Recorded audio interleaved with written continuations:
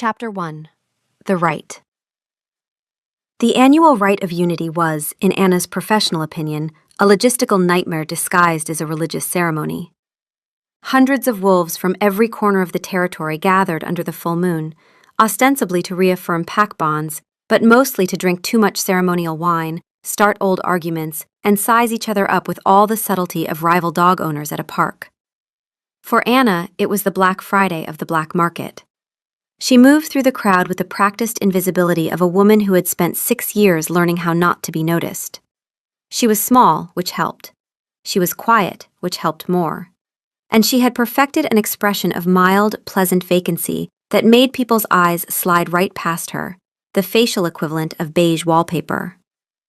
Tonight's primary objective, a dead drop with Beta Marcus of the Stone Creek Pack. The prize? A hard drive containing the next season of a wildly popular baking show, pirated a week before its Human World release. The payment?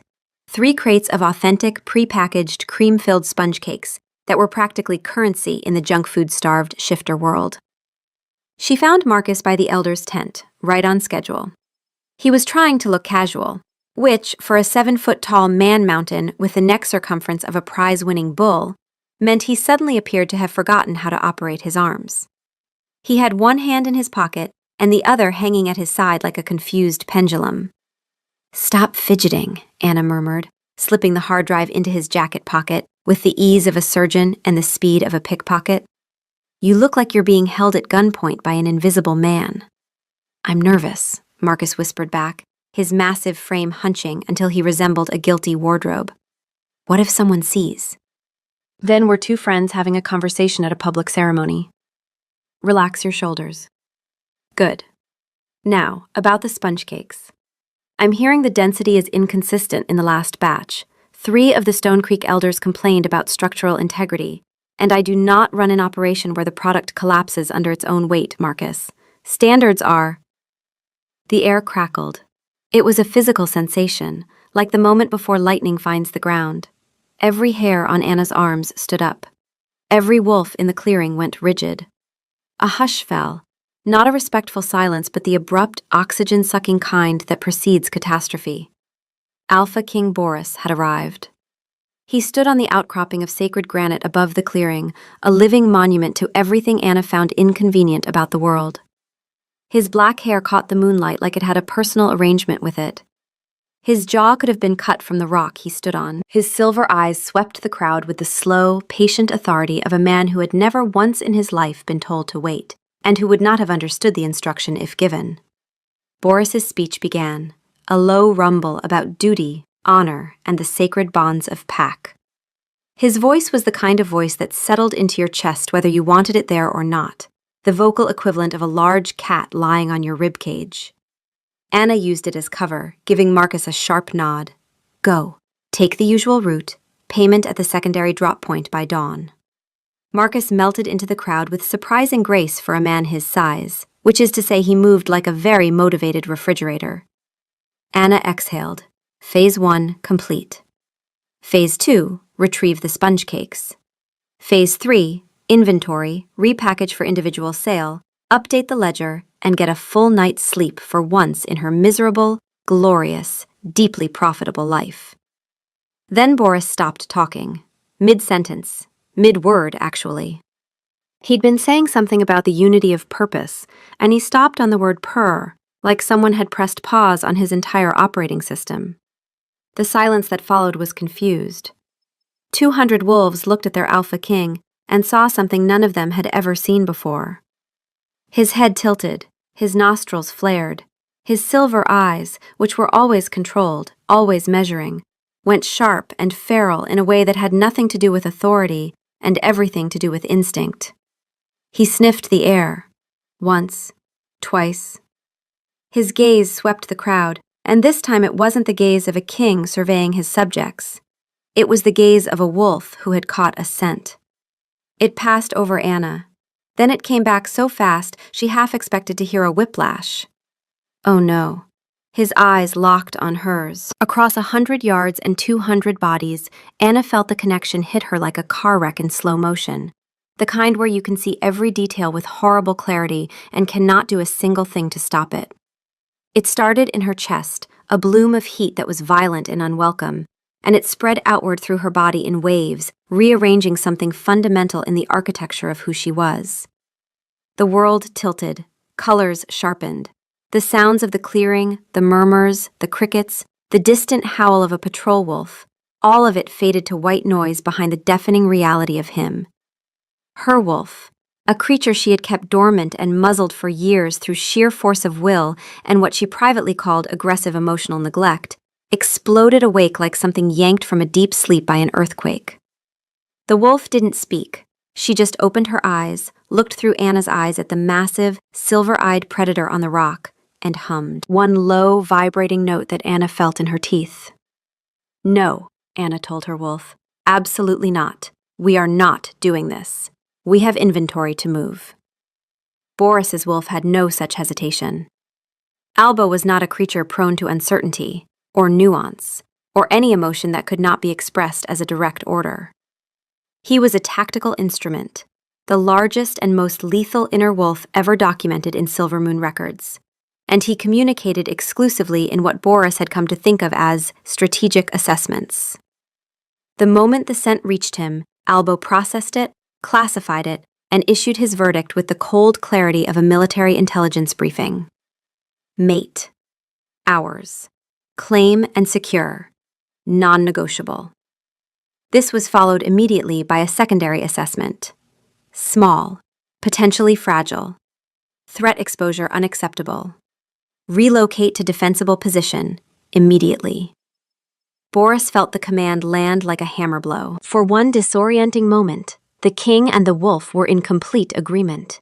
A state so rare it was almost alarming.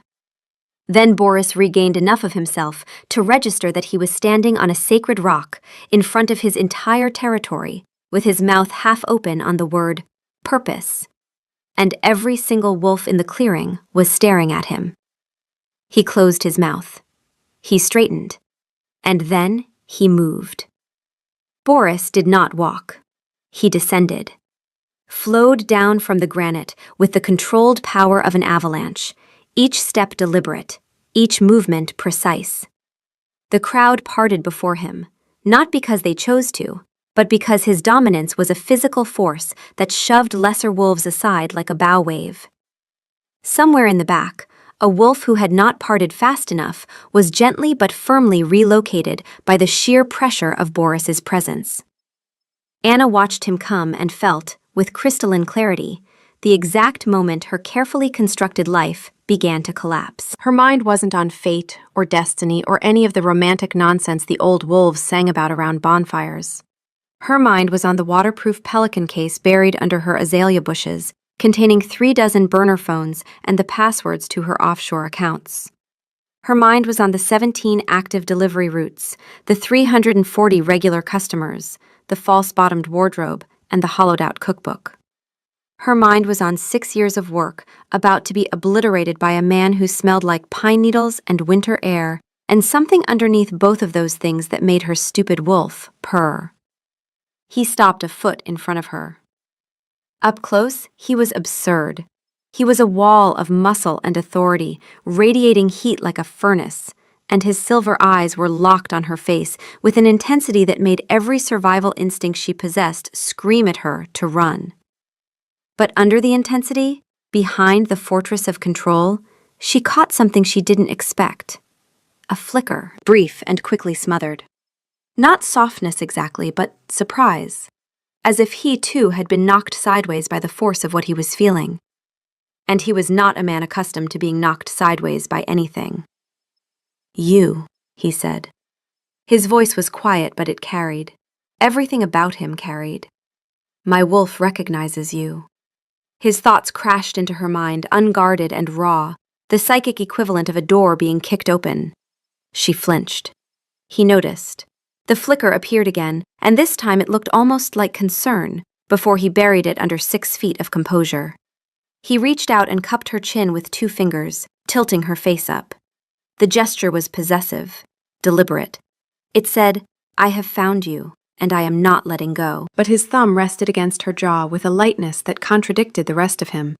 As if some part of Boris, some buried, inarticulate part, understood that this small woman with flour on her nose and terror in her eyes was not a city to be conquered, but something more fragile and more important than that.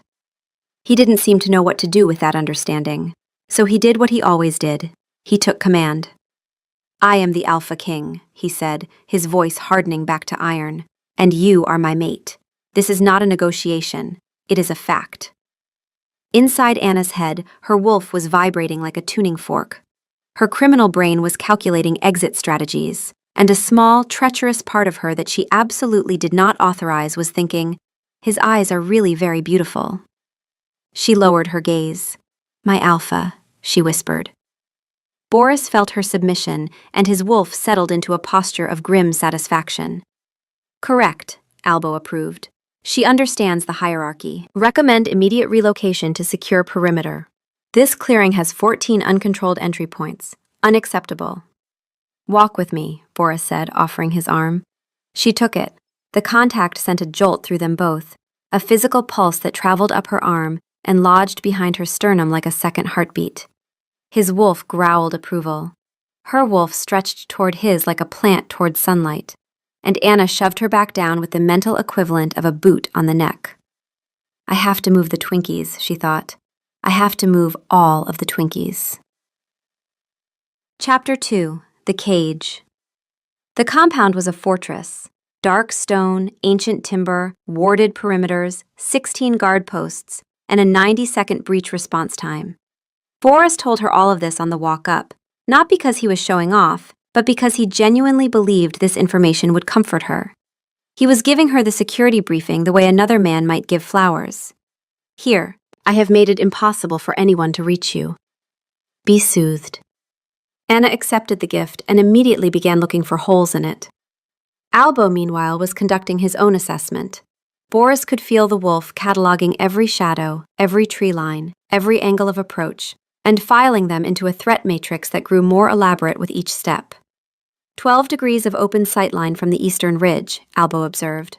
Recommend additional patrol coverage. "She's right next to me," Boris replied internally. "She is safe." "Proximity is not security," Albo countered.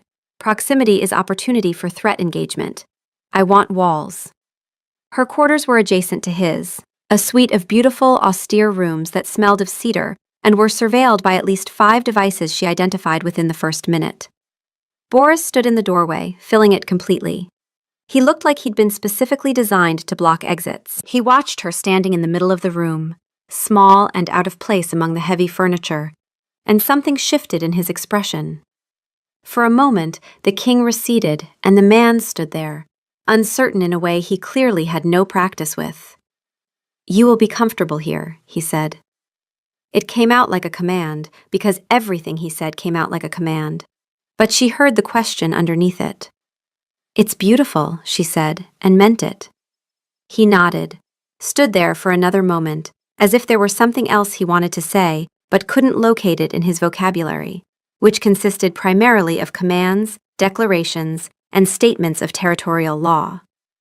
Then he turned and left. Albo's parting assessment drifted through the bond as Boris walked away. Quarters secured, mate installed, acceptable, monitor overnight, revisit threat matrix at dawn.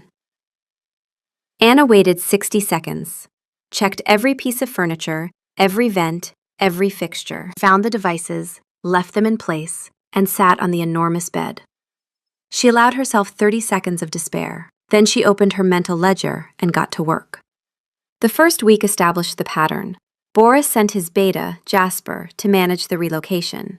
Jasper was lean, sharp-eyed, and methodical, the kind of wolf who kept notes on everything and trusted nothing that wasn't documented.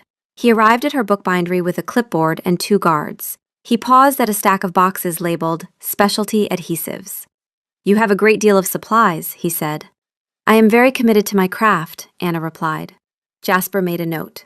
His pen did not stop moving for the entire visit, producing a continuous ribbon of documentation that Anna found both professionally admirable and personally threatening. Boris appeared every evening at precisely 7. He would stand in her doorway like a very handsome gargoyle and deliver a monologue. The first week was exclusively security briefings, which Anna memorized with the attentiveness of a woman being handed the keys to her own prison.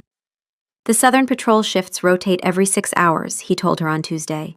The gaps in coverage are minimal.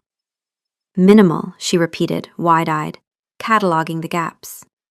On Wednesday, he explained the ward system. On Thursday, the guard protocols. On Friday, the emergency evacuation routes, which Anna absorbed with the gratitude of a woman who had been given an escape plan by the man she might one day need to escape from. You are a good listener, Boris observed. Most find discussions of border security tedious. I find everything about you fascinating, my alpha, she said. Inside, Albo rumbled with approval. Mate demonstrates appropriate reverence. Satisfactory. Boris did not disagree with his wolf, because Albo was technically correct, which was the only kind of correct Albo recognized. Chapter 3. The Kitchen. The kitchen gambit began on day 4, born from genuine horror. The compound's culinary situation was, in Anna's professional assessment, an atrocity.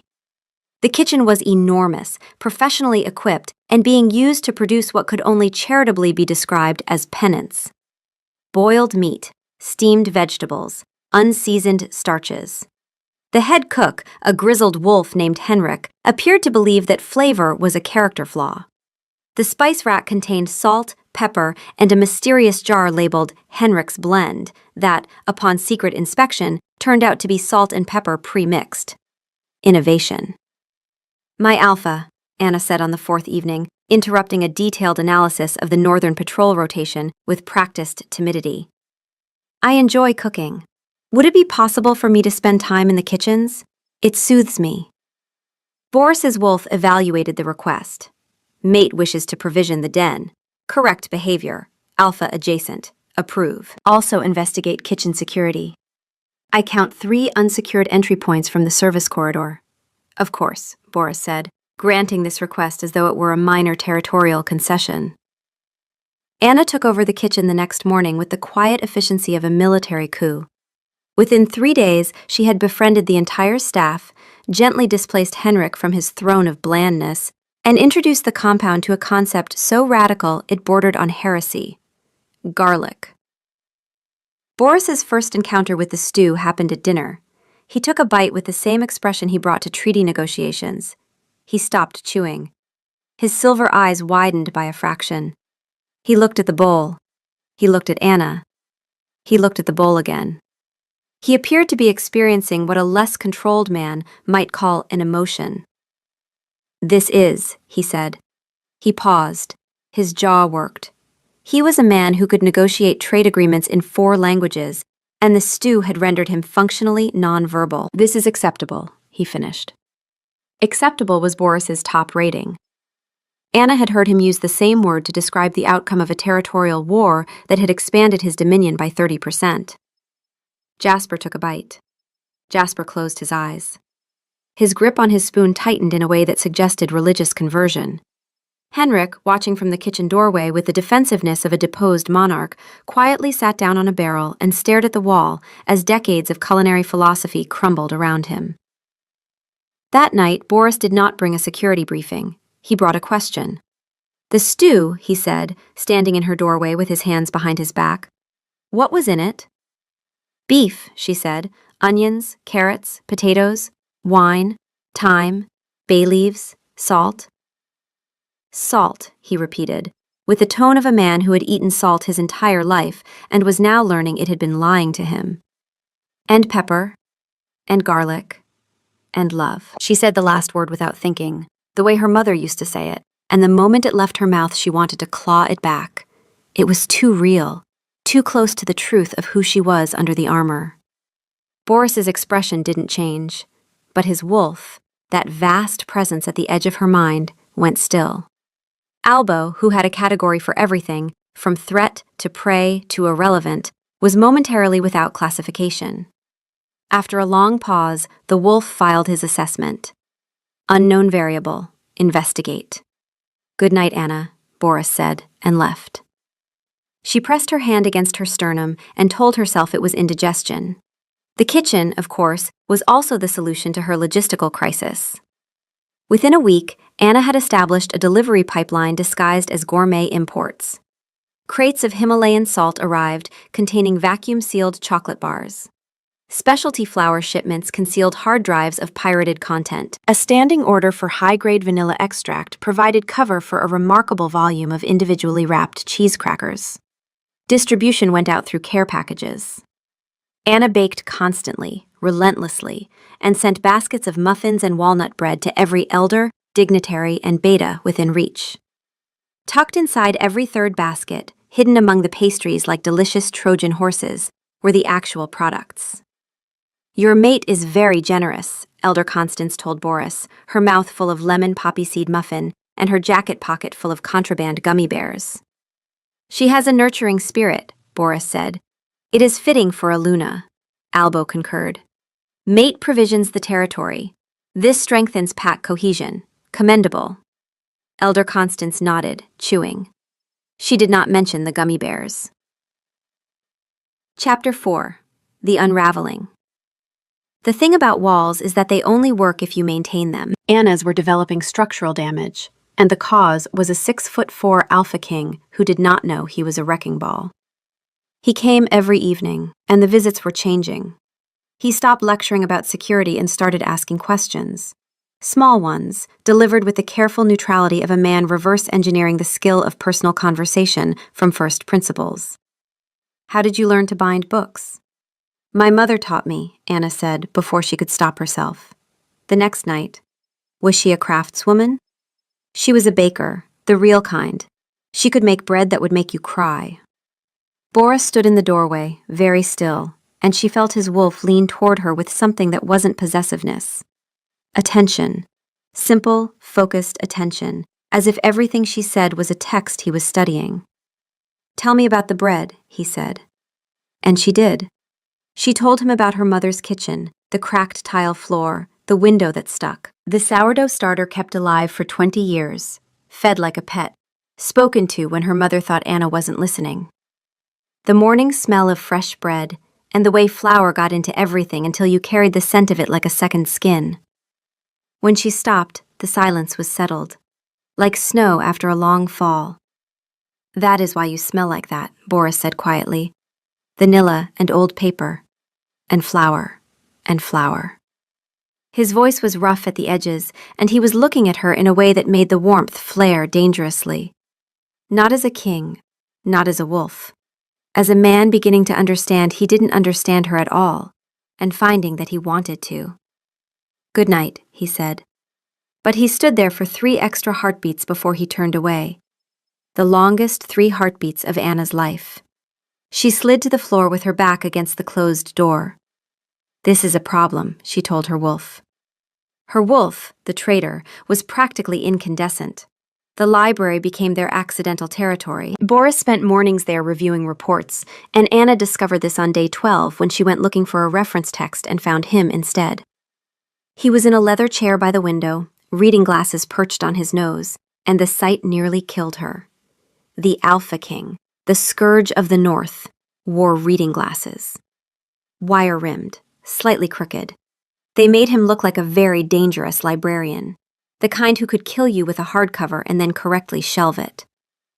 She must have made a sound because he looked up, and for one unguarded second he looked embarrassed. Then the mask came down.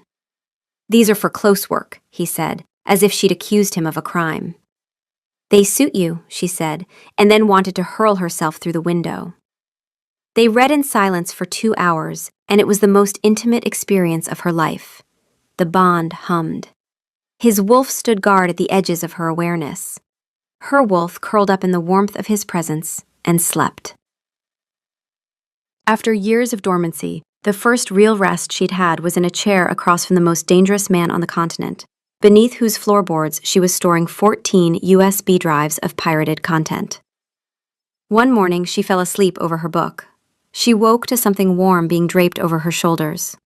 She opened her eyes to find Boris standing over her, expression caught between tenderness and absolute terror, settling a blanket around her with hands that were not entirely steady.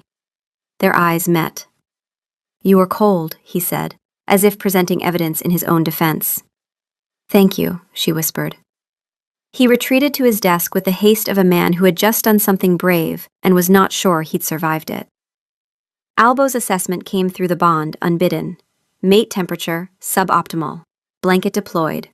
Threat to mate comfort, neutralized. Anna pulled the blanket tighter and breathed in cedar and winter and thought, I am in so much trouble. On the third library morning, he brought her a book. A first edition of Thornton's Temple of Flora, hand-colored in flawless condition. He held it out stiff-armed, like a man presenting a weapon for inspection. "I noticed your shelves," he said. "You favor botanical illustration." It was the most thoughtful gift anyone had ever given her. Not for its value, but because he had looked at her shelves and seen her. Not the Luna, not the mask. Her. "Thank you," she said, and her voice came out wrong, too soft, too real. Boris cleared his throat and launched into a detailed analysis of the compound's water purification system. She held the book against her chest and let him talk, and she hated herself for the warmth spreading through her ribs. Chapter 5. The Overheard. It was past midnight and Anna was supposed to be asleep. She was not asleep. She was conducting a quiet inventory audit of the secondary stash behind a loose panel in the library, accessible only during a 17-minute gap in the patrol route. She knew the gap existed because Boris had told her about it during one of his evening briefings, apparently unaware that he was handing his mate a detailed operational window for criminal activity. The man was essentially her unwitting accomplice, which would have been funny if it weren't slowly destroying her.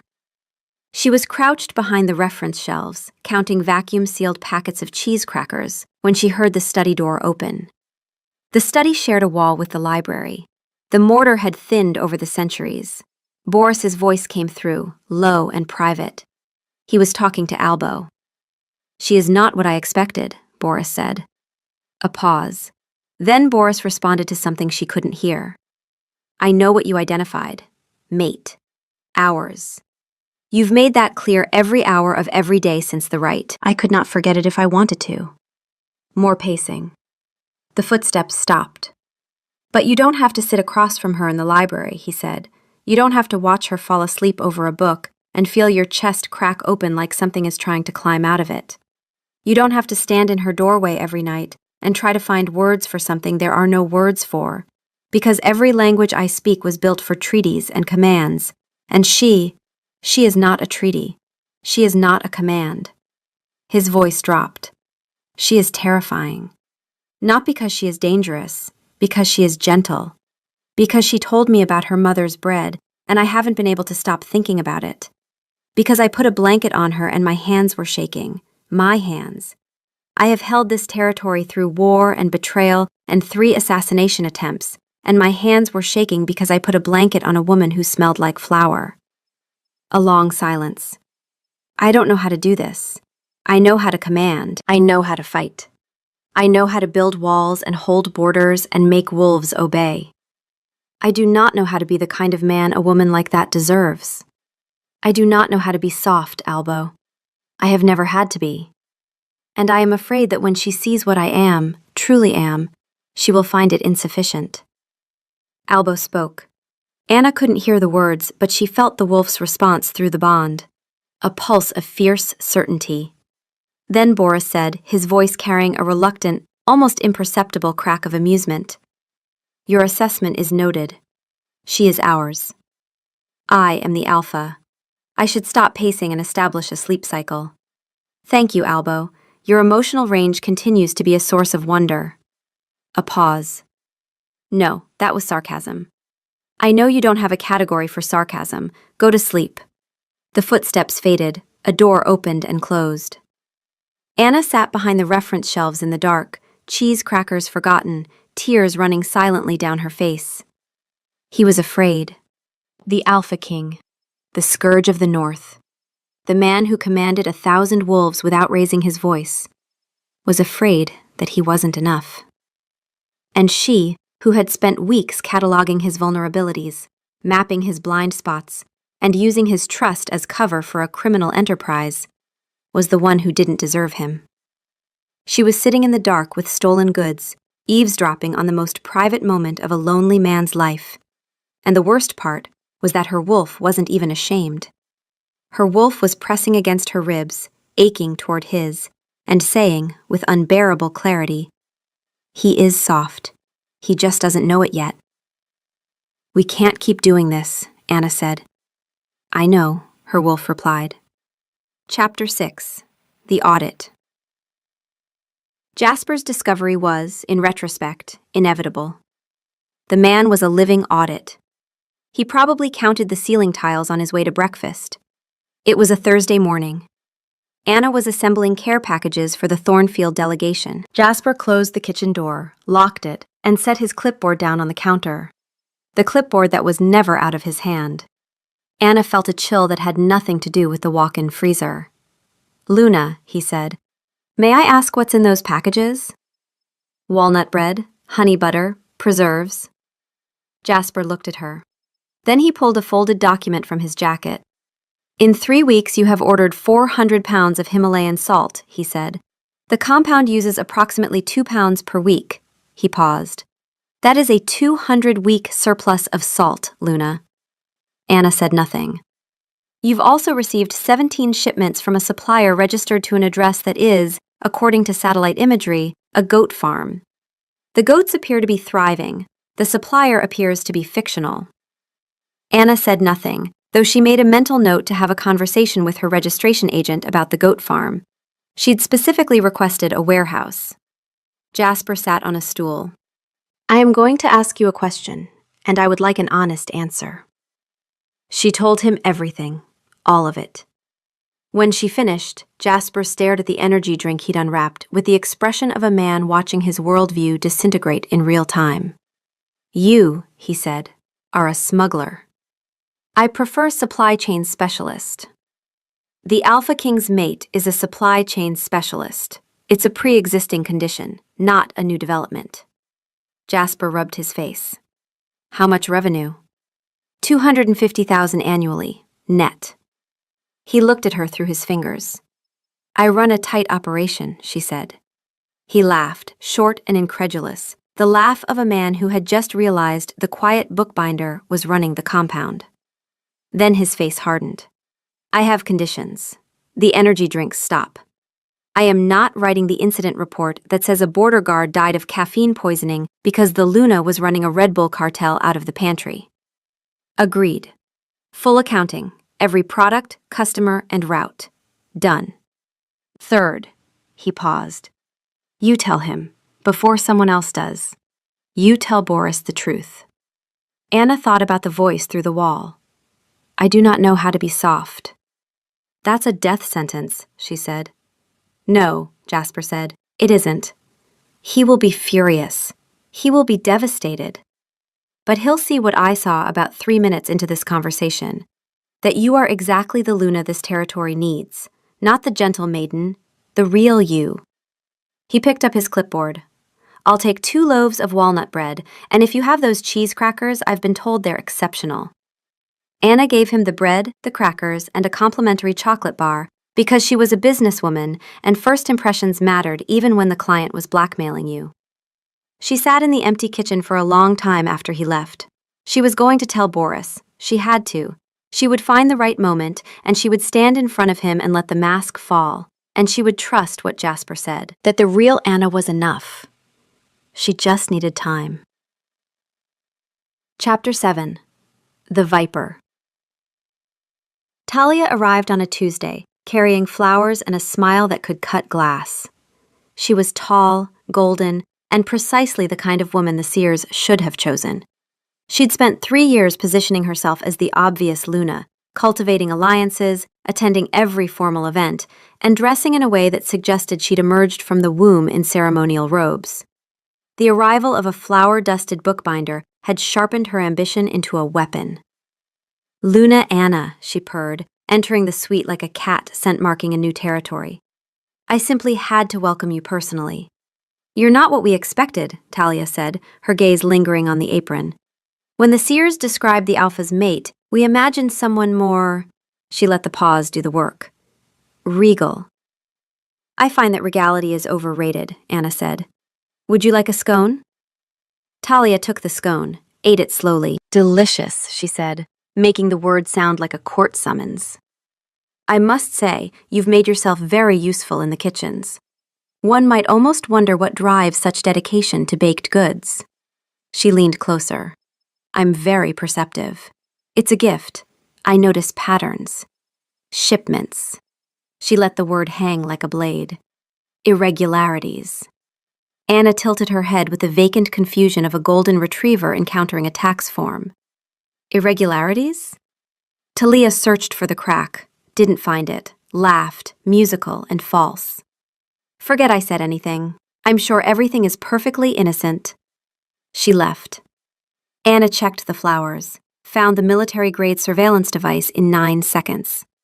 Talia wasn't just ambitious, she was operational. And she had terrible taste in flower arrangements. Anna crushed the device, dropped the pieces into the vase, and went to find Jasper. Boris, when informed, underwent a transformation that would have been fascinating to study from a safe distance of approximately 3 counties.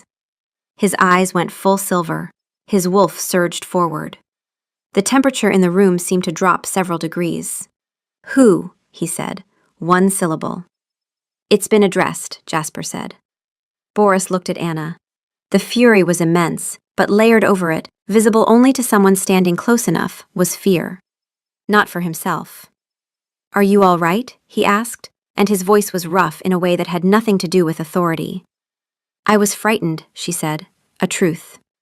He crossed the room in 2 strides. His hands cupped her face. His palms were warm and calloused, and the bond ignited between them.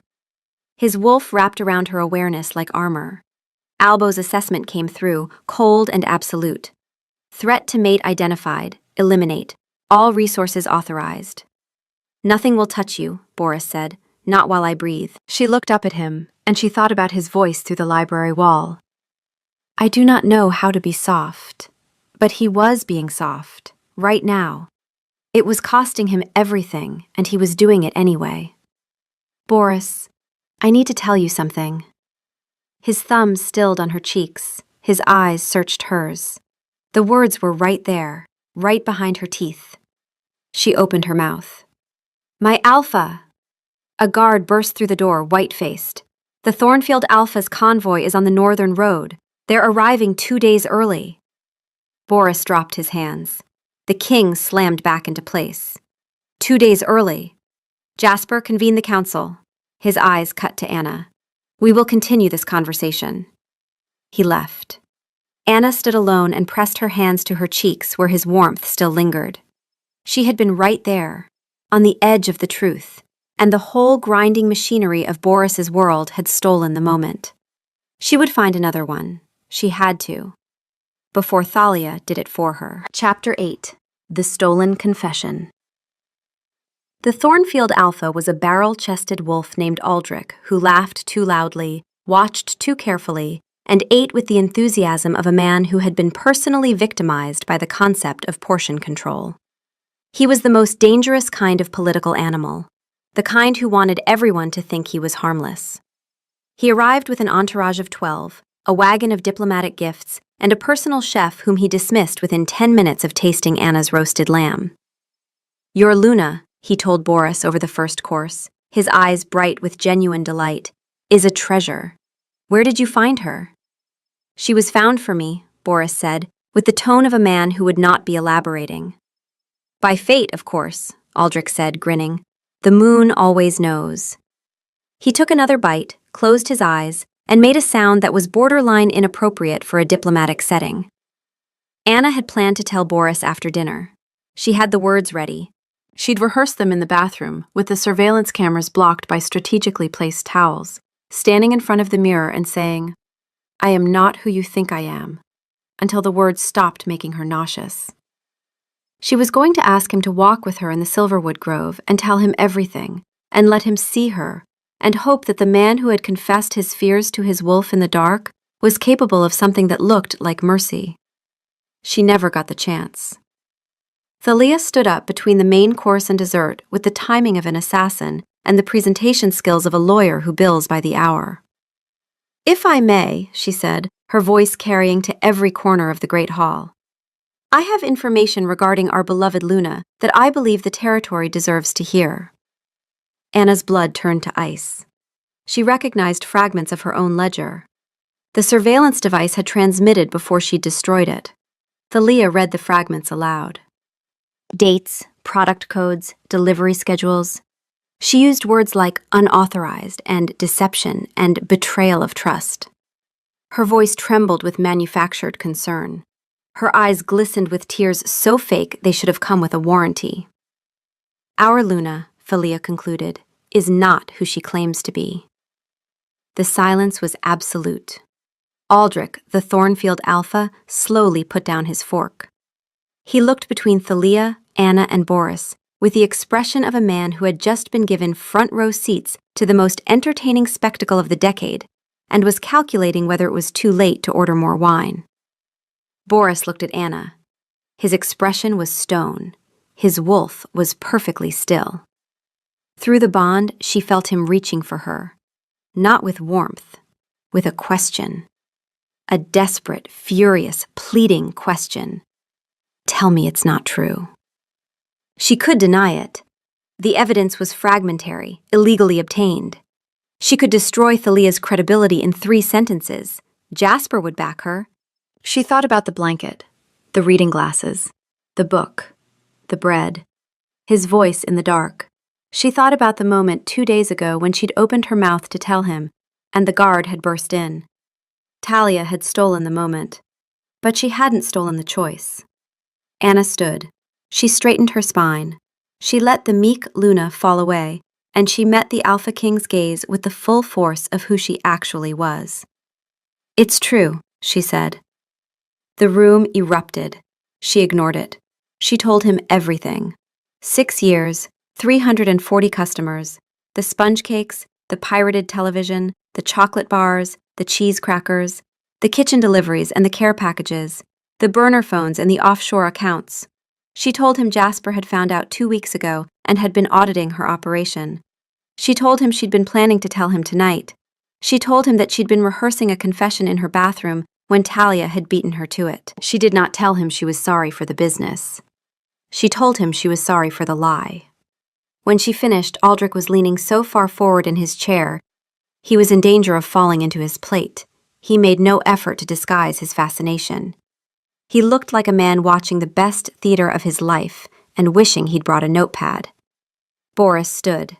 The bond between them vibrated at a frequency that hurt. He looked at Anna for a long time. Then he turned to Thalia. "You planted unauthorized surveillance in the Luna's quarters," he said. His voice was ice. "You obtained private documents through illegal means. You disrupted a diplomatic event to pursue a personal vendetta. Leave this hall. Report to Jasper at dawn." Thalia's triumph curdled. She left. The door closed behind her like a coffin lid. Boris looked at Anna. Aldrich reached for his wine glass. "Oh, don't mind me," he murmured to no one in particular. "We will discuss this in private," Boris said. Chapter 9. The Reckoning. His study. Dark wood. Firelight. He stood behind his desk, gripping the edge with both hands, and the knuckles were white. Anna stood on the other side and let the silence build. "How much?" he said. 250,000, annually, net." Long silence. "For sponge cakes, and television, and assorted snack foods. The baking show is the flagship product, but the dating competition has been gaining significant traction. There's also a strong secondary market in cheese-flavored Anna. Sorry." She closed her mouth. "In my territory, under my roof, through my kitchen." "Your kitchen smells much better now," she said, and immediately regretted it. But Boris looked up, and in his eyes, buried under the fury, she saw it. A ghost of a laugh. Brief and quickly smothered, like a match struck in a storm.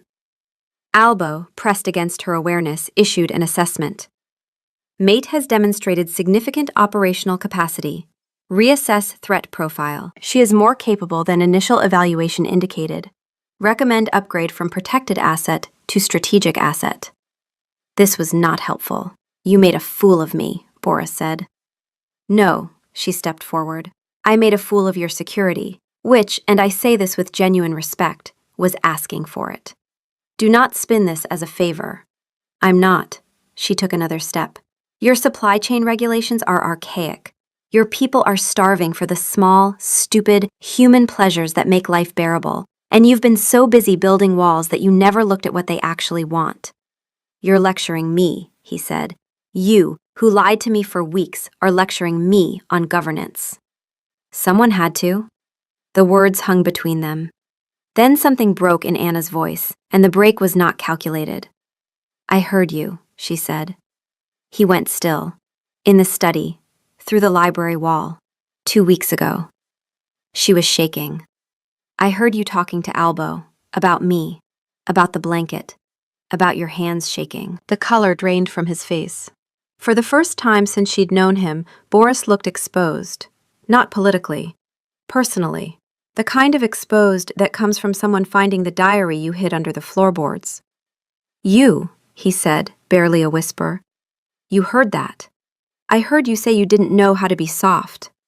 Tears were running down her face and she let them come. I heard you say you were afraid you wouldn't be enough. And I sat behind those shelves with a packet of cheese crackers in each hand and I cried, because the man who was afraid he wasn't enough for me didn't even know who I was. Anna. The bread was real, Boris. The book. The blanket. Falling asleep in the library was real. Falling in love with you was real. I just also happened to be running a criminal empire out of your pantry. And I'm sorry. Not for the business. For the lie. For letting you fall in love with half of me when you deserved all of it. Silence. Boris let go of the desk. He walked around it. He stopped in front of her. His wolf spoke. Anna felt Albo's assessment ripple through the bond, and for the first time, there was something underneath the tactical language. Something raw. Mate is distressed. Mate is honest. Mate was always the correct selection. Assessment unchanged. My hands are shaking again, Boris said. His voice was rough. She looked down. They were. He cupped her face. His palms were warm and unsteady, and the bond opened wider than it ever had. She felt him fully. The loneliness, the years of standing on the rock alone, the buried hope that the bond would bring him someone real. I am still angry, he said. I know. I don't trust you. I know. She paused. In my defense, I was going to tell you tonight. Before Thalia. I had the words ready. I'd been rehearsing them in my bathroom. His mouth twitched. In your bathroom? With the cameras blocked by towels? The twitch became something that, in better lighting, might have been the beginning of a smile. You blocked my surveillance cameras with towels. They were very strategically placed towels. She took a shuddering breath. Boris, I know you don't have a category for this. I know Albo doesn't have a category for this. I know your entire life has been about control and order and walls. But I am asking you to look at me. All of me. The flour and the smuggling and the cheese crackers and the woman who cried in your library because she heard you say you weren't enough. And I am asking you if that is someone you can build something with. Even though she lied. Even though it will take time. Even though she is, objectively, the most inconvenient mate fate has ever delivered to anyone's doorstep. Boris looked at her for a long time. She could feel his wolf processing, not pacing, not scanning, but still, listening. For once, Albo had no tactical assessment. The great strategic wolf had, for the first time in his existence, encountered a situation that could not be resolved through territory management. My wolf, Boris said finally, his voice barely above a whisper, identified you as his mate on the basis of exactly who you are, not the mask. The woman who built an empire in the shadows and heard me confess my fears and cried for me while holding stolen cheese crackers. He paused. Albo has never been wrong. And in this, I find I don't want him to be. She kissed him. The bond ignited. He made a sound against her lips, low and broken and honest. And then his arms were around her, and he kissed her back with the fierce, unhesitating precision of a man who had finally stopped fighting the only battle he couldn't win. When they broke apart, his forehead rested against hers. "The smuggling stops," he said. "Boris, it stops. And we reform the import regulations. Through proper channels. With taxation. You want to tax my Twinkies? I want you to run it. You've built a territory-wide distribution network in 6 years, without resources, protection, or detection. I would be a fool not to use that." She stared at him. "Director of Human World Trade and Cultural Exchange," he said. She laughed. It was real and unguarded, and it shattered the last pane of glass between them. "Where are the Twinkies?" he said. "False bottom of the third wardrobe in the guest wing." He closed his eyes. "Cash under the library floorboards." His jaw tightened. "Emergency supply behind the water heater." He opened his eyes. He looked at her with fury and exhaustion, and something that, in the firelight, looked exactly like love. "The library," he said. "Where we read together. Where you fell asleep and I put a blanket on you." "The Twinkies were there first," she said, "if it helps." "It does not help. There might also be gummy bears in the East Wing ventilation shaft." "We are going to have a very long conversation," Boris said. "I'll make tea," she said. She turned toward the door. He caught her hand. "Anna." "Yes?" "Don't move any of it," he said quietly. "Leave it where it is. I know where things stand now. I prefer it that way." She understood. He wasn't talking about the Twinkies. "Okay," she said. Chapter 10. The Morning After. She woke in her own bed, alone, and for a moment the world was quiet enough to pretend nothing had changed. Then she felt the bond, wide open and humming, and Albo at the edge of her awareness, and she remembered. She put on the apron. She walked to the great hall. She found it empty except for Jasper, who was sitting at the long table with tea and the expression of a man who had survived a natural disaster and was now calmly cataloging the debris. "Good morning," Anna said. "Is it?" Jasper said. She sat. He slid a second cup toward her. "Already prepared, still hot." "How bad is it?" she asked. "On a scale of 1 to 10, Jasper said, it is a solid 8. The Thornfield Alpha has been awake since 5, writing what I can only describe as a personal diary entry about the events of last night. He appears to view the entire situation as the most exciting thing that has happened to him in years. I anticipate this will be retold at every diplomatic function for the next decade." "Wonderful," Anna said. "On the positive side," he continued, "Thalia is confined to quarters pending investigation. The council is in shock, and the kitchen staff have sent a formal petition requesting that you not be exiled, on the grounds that they would rather face the Alpha's wrath than return to Henrik's cooking." "That is genuinely touching," Anna said. "Henrik has signed the petition," Jasper added. The kitchen door opened. Boris walked in. He was dressed for the day, formal, imposing, every inch the Alpha King. But his eyes were shadowed, and the set of his jaw was different, harder, more careful. This was a man who had been wounded and was still measuring the damage. He looked at Anna.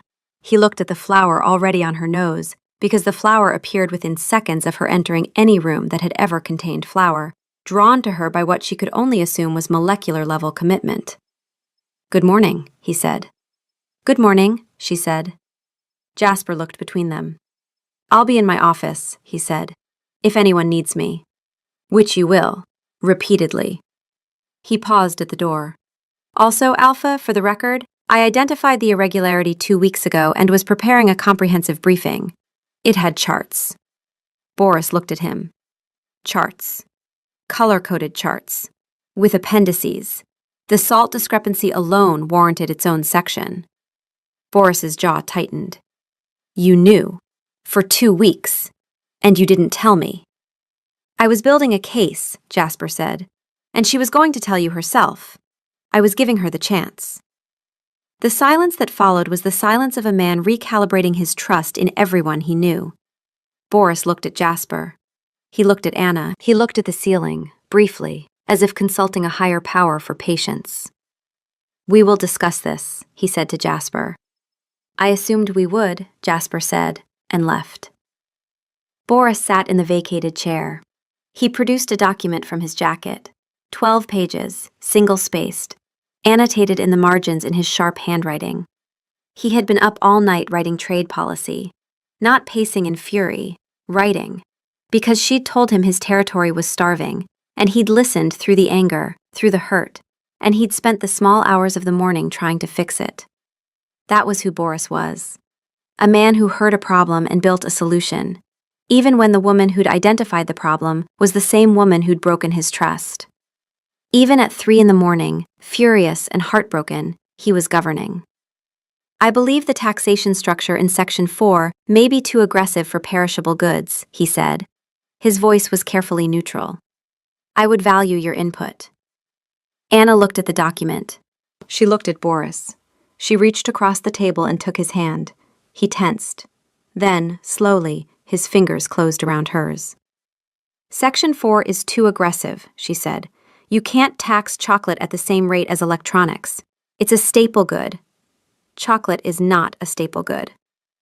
Boris, in this territory, chocolate is a human right. Trust me on this. The word trust hung between them, heavy and new and bruised. I am working on it, he said. That's enough, she said. He didn't let go. They sat in the empty great hall, holding hands over a tax document and 2 cups of tea, while outside the compound woke around them. From the corridor, she heard Aldrich's booming voice approaching the hall.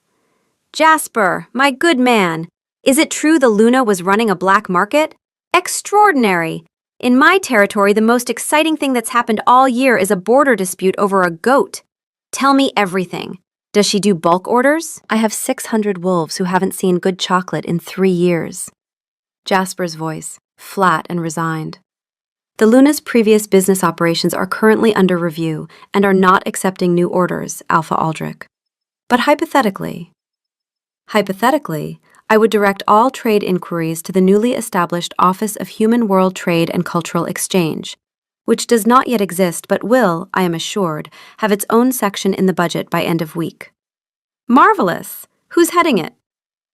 There was a pause. Then Jasper said, with the weariness of a man who had stared into the abyss and seen a spreadsheet staring back. The Luna. Anna looked at Boris. Boris looked at Anna. For one suspended moment, his silver eyes held the fury and the hurt and the sleepless night and, underneath all of it, something stubborn and new. Something that looked, against all odds, like the beginning of trust. Then Aldrich burst into the hall, beaming, and said, Luna, I hear you're going legitimate. Wonderful news. I have a list of products my territory needs. Do you have a catalog, perhaps a loyalty program? Anna opened her mouth. Boris closed his eyes. Albo, the great tactical wolf, issued what might have been his most profound strategic assessment to date. Incoming, multiple requests. Prepare for high-volume operations. The mate is going to need a bigger kitchen. In the kitchen, behind the flour canister, was one last Twinkie. Anna's emergency stash. She would eat it later, standing at the counter, while Boris sat at the kitchen table and argued about tariff brackets for perishable confectionery goods with the focused, relentless intensity of a man who had redirected his entire emotional crisis into fiscal policy. And Aldrich sat beside him, making enthusiastic and unhelpful suggestions about a frequent buyer rewards program. She would listen to Boris debate flat tax versus tiered import duty on chocolate with the same gravity he applied to territorial disputes. She would watch him pause mid-sentence to glance at her across the kitchen, with silver eyes that still held the hurt and the anger and the slow, stubborn work of choosing to trust someone who had given him a reason not to. And she would think about the man who had confessed to his wolf that he didn't know how to be soft, and the way his hands still shook when he touched her face, and she would know, with a certainty that had nothing to do with prophecy and everything to do with the simple, difficult, daily act of showing up for someone, even after they've broken your heart, that this was where she was supposed to be. It would be the best Twinkie she ever ate.